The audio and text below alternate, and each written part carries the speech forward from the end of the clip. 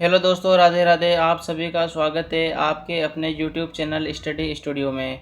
हम आज आपके लिए ज्योग्राफी के मोस्ट इम्पोर्टेंट क्वेश्चंस लेके आए हैं, जो कि एसएससी, रेलवे, स्टेट एग्ज़ाम सभी के प्रीवियस ईयर क्वेश्चन होंगे। ठीक है ना। तो चलिए, टाइम को ज़्यादा वेस्ट नहीं करते, आइए वीडियो को स्टार्ट करते हैं। और आज का जो फर्स्ट क्वेश्चन है हमारे सामने वो है, निम्नलिखित में से किस प्रकार की वनस्पति हिमालय क्षेत्र में पाई जाती है। ठीक है ना, इम्पोर्टेंट लगा लीजिए इसको। निम्नलिखित में से किस प्रकार की वनस्पति हिमालय क्षेत्र में पाई जाती है, तो इम्पोर्टेंट लगा लीजिए अल्पाइन। ऑप्शन नंबर ए इसका राइट आंसर होगा अल्पाइन। ठीक है ना। ठीक है, आपको याद रखना जो ये पंपा से ब्राज़ील में पाए जाते हैं। ठीक है ना, पंपा से जो कि कहाँ पाए जाते हैं, ब्राज़ील में। ठीक है, आपको याद रखना, एक बार वापस में बता देता हूँ आपको। ठीक है, जो अल्पाइन जो वनस्पति ये हिमालय के क्षेत्र में पाई जाती है, जो पंपास होते हैं ये ब्राज़ील के क्षेत्र में पाए जाते हैं। ठीक है, ब्राज़ील में पाए जाते हैं। ठीक है, एक सवाना याद रखना, सवाना पाए जाते हैं अफ्रीका में। ठीक है ना, सवाना पाए जाते हैं अफ्रीका में। ठीक है, चलिए अगले क्वेश्चन चलते हैं। और आज का जो अगला क्वेश्चन है वो है, निम्नलिखित में से कौन सी असम में बहुतायत में पाई जाने वाली एक रोपण फसल है। ठीक है ना, तो क्वेश्चन आपसे पूछा गया है कि निम्नलिखित में से कौन सी असम में बहुतायत से पाई जाने वाली फसल है, तो चाय। ऑप्शन नंबर बी इसका राइट आंसर होगा चाय। ठीक है ना, आपको याद रखना है कि चाय की जो खेती होती है, ठीक है ना, चाय की खेती के लिए जो भूमि का पीएच वैल्यू होना चाहिए वो कहाँ से कहाँ तक होना चाहिए। ठीक है, तो 4.5 से लेके और 5.5 के बीच में होना चाहिए, ध्यान रखना। ठीक है ना, इंपॉर्टेंट लगा लीजिए, पूछा जा सकता है आपसे कि चाय की खेती के लिए जो फसल उगाई जाती है तो उसमें भूमि का पीएच मान कितना होना चाहिए, तो 4.5 से लेके 5.5 के बीच में होना चाहिए। ठीक है ना। ठीक है, चलिए अगले क्वेश्चन चलते हैं। और अगला क्वेश्चन है हमारा, हल्दिया से प्रयागराज तक निम्नलिखित में से कौन सा राष्ट्रीय जलमार्ग जाता है। इम्पोर्टेंट, ठीक है ना, रेलवे एनटीपीसी में पूछा जा चुका है क्वेश्चन ये। हल्दिया से प्रयागराज तक निम्न में से कौन सा राष्ट्रीय जलमार्ग जाता है, तो राष्ट्रीय जलमार्ग 1। ठीक है, राष्ट्रीय जलमार्ग 1 जाता है। ऑप्शन नंबर सी इसका राइट आंसर होगा राष्ट्रीय जलमार्ग 3। ठीक है ना, हल्दिया आपको याद रखना है, ये जो हल्दिया है, ठीक है, हल्दिया है पश्चिम बंगाल में। ठीक है ना, जो हल्दिया है ये है पश्चिम बंगाल में। ठीक है, याद रखना। ठीक है, और ये प्रयागराज यूपी में है, ये सही। ठीक है ना, तो आपसे क्वेश्चन ये भी पूछ सकता है कि पश्चिम बंगाल से प्रयागराज तक, ठीक है, प्रयागराज तक निम्न में से कौन सा राष्ट्रीय जलमार्ग जाता है, तो राष्ट्रीय जलमार्ग 1 जाता है। ऑप्शन नंबर सी इसका राइट आंसर होगा। चलिए अगले क्वेश्चन चलते हैं। और जो आज का अगला क्वेश्चन है वो है, भारत में पहली जूट मिल कहाँ पर स्थापित की गई थी। इंपॉर्टेंट लगा लीजिएगा इसको। ठीक है ना, भारत में पहली जूट मिल कहाँ पर स्थापित की गई थी, तो ऑप्शन नंबर ए रिशदा में। ठीक है ना, ऑप्शन नंबर ए इसका राइट आंसर होगा रिशदा। आपको याद रखना जो रिशदा है वो है पश्चिम बंगाल में। ठीक है ना, पश्चिम बंगाल में स्थित है रिशदा।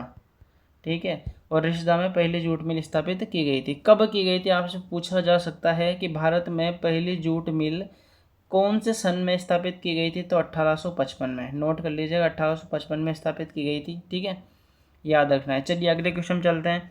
और जो आज का अगला क्वेश्चन है वो है, निम्नलिखित में से कौन सा राज्य भारत में लिग्नाइट कोयले का सबसे बड़ा उत्पादक है।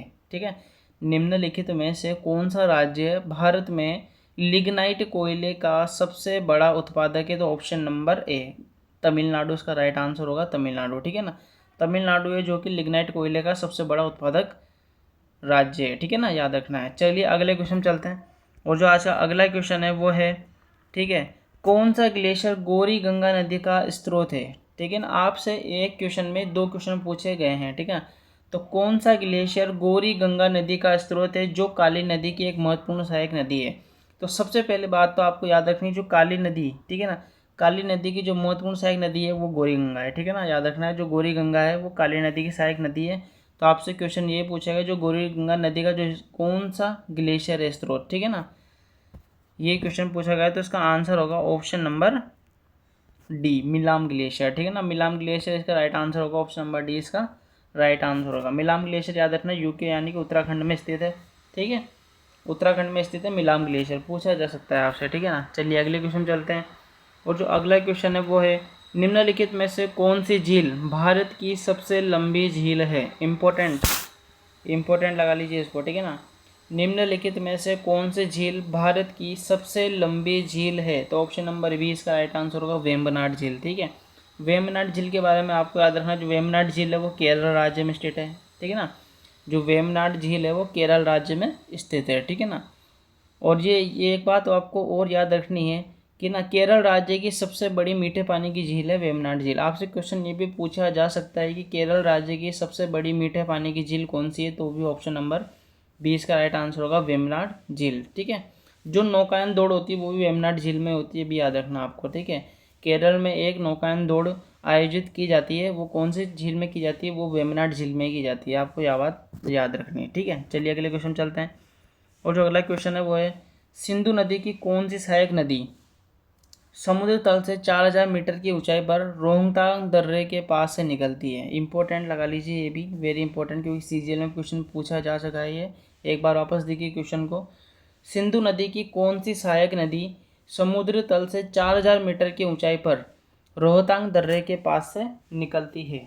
ठीक है, तो इसका आंसर होगा ऑप्शन नंबर सी व्यास। ठीक है, जो व्यास है वो निकलती है कहाँ से, रोहतांग दर्रे के पास से। ठीक है ना, इंपॉर्टेंट है, याद रखिएगा। ठीक है, और व्यास नदी कहाँ से निकलती है, व्यास कुंड से। ठीक है ना, व्यास कुंड से निकलती है व्यास नदी, याद रखना आपको। ठीक है ना, ठीक है, चलिए अगले क्वेश्चन चलते हैं।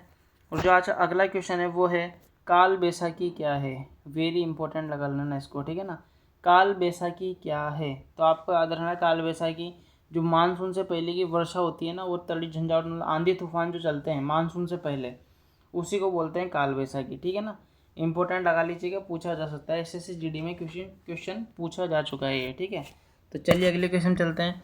और जो आज का अगला क्वेश्चन होगा वो है सौर मंडल के निर्माण की व्याख्या करने के लिए सर्वाधिक व्यापक रूप कौन सा मॉडल है। ठीक है ना, तो आपसे क्वेश्चन पूछा जा गया है ये, और ये घुमा फिरा के क्वेश्चन आपसे पूछा जा सकता है। ठीक है, तो सौर मंडल के निर्माण की व्याख्या करने के लिए कौन सा मॉडल स्वीकृत है, तो ऑप्शन नंबर है निहारिका मॉडल। ठीक है, याद रखना निहारिका मॉडल। ठीक है, तो निहारिका मॉडल की जो निहारिका मंडल में आपसे क्वेश्चन पूछा जा सकता है, एक तरीके से क्वेश्चन ये भी पूछा जा सकता है कि जो निहारिका परिकल्पना है इसमें किसकी व्याख्या की गई है, तो सौर मंडल के निर्माण की व्याख्या की गई है। ठीक है, चलिए अगले क्वेश्चन चलते हैं।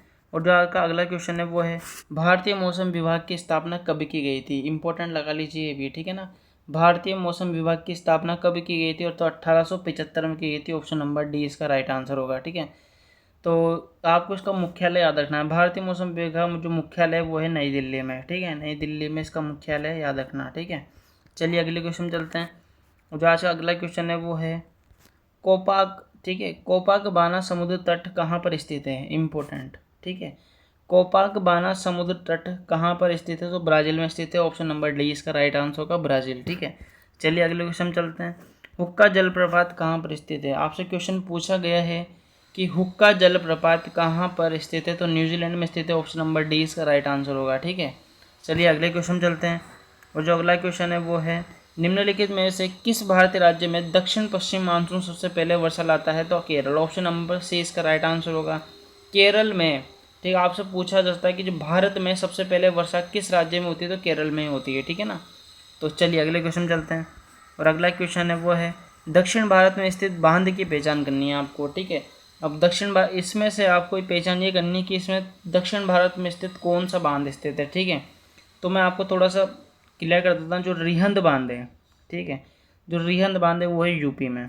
ठीक है, तो यूपी आता है क्या अपने दक्षिण भारत में, तो नहीं आता। ठीक है, तो ये तो ऑप्शन होगा नहीं। ठीक है, गांधी सागर के बारे में आता है, जो गांधी सागर बांध है वो है एमपी में, तो एमपी भी दक्षिण भारत में नहीं आता। ठीक है, आपको याद रखना है भाई तिलैया बांध के बारे में याद रखना है आपको। तिलैया बांध झारखंड में। ठीक है, ये भी नहीं आता भैया। ठीक है, तो एक बचा मेट्टूर, ये ऑप्शन नंबर डी इसका राइट आंसर होगा, क्योंकि जो मेट्टूर बांध है वो है तमिलनाडु में। ठीक है, तमिलनाडु में मेट्टूर बांध है, याद रखना है। तो इस क्वेश्चन का जो राइट आंसर होगा वो होगा ऑप्शन नंबर डी मेट्टूर बांध। ठीक है, चलिए अगले क्वेश्चन चलते हैं। और जो आज का अगला क्वेश्चन है वो है स्थलीय ग्रह किससे बने होते हैं। ठीक है, स्थलीय ग्रह किससे बने होते हैं, तो चट्टाने और धातुओं से बने होते हैं। ऑप्शन नंबर ए इसका राइट आंसर होगा। ठीक है ना, चट्टाने और धातुओं से बने होते हैं स्थलीय ग्रह। ठीक है, तो चलिए अगले क्वेश्चन चलते हैं। अगला क्वेश्चन है करेवा निर्माण में पाए जाते हैं। ठीक है ना, करेवा निर्माण में पाए जाते हैं, कहाँ पर पाए जाते हैं करेवा, तो कश्मीर हिमालय में पाए जाते हैं। ऑप्शन नंबर ए इसका राइट आंसर होगा कश्मीर हिमालय में। ठीक है ना, तो आपसे पूछा जा सकता है कि कश्मीर हिमालय में पाए जाते कश्मीर हिमालय में किसका निर्माण होता है, तो करेवा का निर्माण होता है। ठीक है ना, याद रखिएगा आप। ठीक है, चलिए अगले क्वेश्चन चलते हैं। और अगला क्वेश्चन है वर्तमान में पृथ्वी की आयु कितनी मानी गई है। ठीक है, ये भी इंपॉर्टेंट लगा लीजिए। ठीक है, वर्तमान में पृथ्वी की आयु कितनी मानी गई है, तो 4.5 अरब वर्ष। ठीक है, जो वर्तमान में जो पृथ्वी की आयु मानी गई है वो है 4.5 वर्ष, और एसएससी सीपीओ में पूछा जा चुका है ये 2023 में। ठीक है, चलिए अगले क्वेश्चन चलते हैं। और आज का जो अगला क्वेश्चन है वो है कौन सा जलमार्ग, ठीक है, कौन सा जलमार्ग अटलांटिक महासागर को प्रशांत महासागर से जोड़ता है। वेरी इंपॉर्टेंट, लगा लीजिए एसएससी सीजीएल, ठीक है, सीजीएल और सीएचएसएल, ठीक है, सीजीएल और सीएचएसएल दोनों में पूछा जा चुका है क्वेश्चन ये। कौन सा जलमार्ग अटलांटिक महासागर को प्रशांत महासागर से जोड़ता है, तो पनामा नहर। ऑप्शन नंबर 20 का राइट आंसर होगा पनामा नहर, ठीक है ना, इम्पोर्टेंट है। चलिए अगले क्वेश्चन चलते हैं। और आज का जो अगला क्वेश्चन है वो है निम्नलिखित में से कौन सा तिलहन, ठीक है, कौन तिलहन के बारे में बताना, मतलब बीज के बारे में बताना है आपको, ठीक है ना। तो निम्नलिखित में से कौन सा तिलहन रबी की फसल और खरीफ की फसल दोनों में उगाया जाता है, ठीक है, इंपॉर्टेंट लगा लेना इसको, ठीक है ना। तो आपको ऐसे बीज का नाम बताना है जो कि रबी की फसल और खरीफ की फसल दोनों के रूप में उगाया जा सकता है। तो अरंडी के बीज इसका राइट आंसर होगा, ऑप्शन नंबर 20 का राइट आंसर होगा अरंडी के बीज, ठीक है। अरंडी के जो बीजे होते हैं उनको रबी की फसल और खरीफ की फसल दोनों में उगाया जाता है, ठीक है ना। चलिए अगले क्वेश्चन चलते हैं। और आज का जो लास्ट क्वेश्चन है हमारा वो है बर्मी भारत के किस पड़ोसी देश की राजभाषा है, तो इम्पोर्टेंट, ठीक है।